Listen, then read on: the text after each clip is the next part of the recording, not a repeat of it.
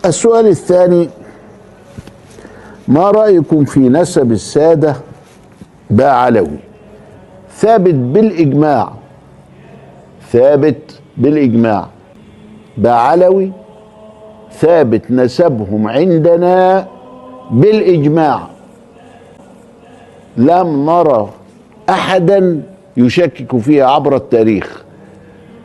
Di wajahmu kulihat bulan yang mengintai di sudut kerlingan. Sejauh ini sangat jauh sekali. Saya tahu kawan-kawan di sebelah ini mungkin akan terpukul karena narasi seorang syekh, yaitu Syekh Ali Jum'ah, itu sangat jelas. Ba'alawi nasabuhu sabitun bil ijma' wala naro ahadan abarot tarikh yushakkiku fi hadan nasab. Ini nasab saya tidak pernah melihat ada satu orang pun yang meragukannya. Mungkin kita muncul pertanyaan, lu kan ada Kiai Haji Imaduddin Utsman Al-Bantani, ulama, mujtahid, mujaddid, meragukan. Tapi kok nggak dilihat, kok nggak nampak. Atau ada misalnya Syekh Mukbil, atau ada misalnya Syekh Sukri Murad, atau mungkin ada misalnya Syekh Dr. Yasin Al-Kalidari, seorang insinyur. Mungkin Syekh Ali Jum'ah itu cara berpikirnya sederhana saja. Ketika disebut sebagai sesuatu yang nampak bagi beliau, ya yang sesuai gitu. Ilmuwan bicara dengan ilmunya. Kalau insinyur bicara nasab mungkin ya nggak dianggap gitu. Jadi wujuduhu ka'adamihi, dianggap tidak ada.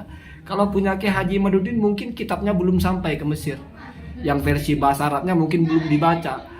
Atau kalau yang lain kan sudah beredar di internet, tapi mungkin Syekh Ali Jum'ah nggak biasa baca blogspot, biasanya baca kitab, jadi nggak nyari-nyari di Google, nggak nyari-nyari di blogspot ya.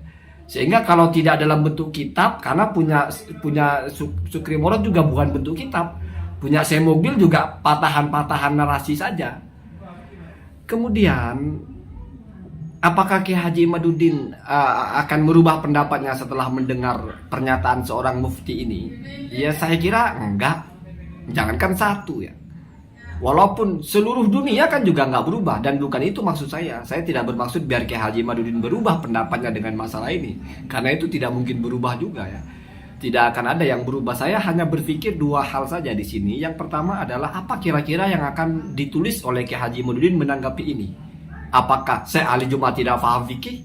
Beliau guru besar usul fikih di Al-Azhar. Ya tapi kan usul fikih bukan fikih. Oh ya boleh silakan ya. Atau jangan-jangan Syekh Ali Jum'ah kan tidak meneliti nasab, saya yang meneliti. Oh boleh. Tapi kan Said Mahdi kan Syiah atau apa? Atau jangan-jangan Syekh Ali Jum'ah ini tidak punya dalil, jadi tidak boleh ditaklidi gitu. Kepada Ibnu Hajar aja kita nggak boleh taklid. Atau jangan-jangan Syekh Ali Jum'ah nggak mengisbat kok. Tapi itu bahasanya sabitun pak. Apa karena nggak memakai bahasa asbatu? Ya wallahu a'lam ya. Saya hanya berpikir itu kira-kira apa yang akan ditulis oleh Kiai Haji Imaduddin untuk membantah ini. Lalu pengikut-pengikutnya itu akan bilang apa kepada Syekh Ali Jum'ah ini? Kalau Said Mahdi mau dirontokkan keilmuannya kan nggak bisa ya. Aneh kamu. Kitabnya dia aja kamu baca kok, ulamanya kamu rontokkan keilmuannya. Paling cuma pernah salah. Terus Syiah. Kalau Syekh Ali Jum'ah ini mau dirontokkan di bagian apanya kira-kira? Nah itu bagian pertama. Jadi saya cuma penasaran saja. Bagian kedua adalah apakah saya sedang membandingkan Kiai Haji Imaduddin dengan Syekh Ali Jum'ah? Sebetulnya tidak ya. Karena membandingkan itu kalau mirip. Jadi kita membandingkan dua hal itu biasanya kalau ada kemiripan. Ini saya kira sama-sama nggak mirip. Atau kalau dipaksa mirip oke lah. Tapi speknya berbeda pak. Jelas.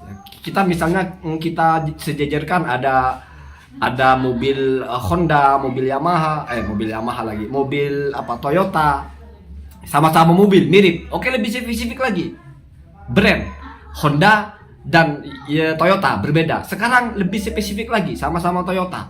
Di Toyota itu juga ada grade-nya pak. Ada yang Avanza, ada yang Fortuner ya. Ada juga yang Alphard. Saya kira kita nggak perlu buang-buang waktu membandingkan Alphard dengan Avanza.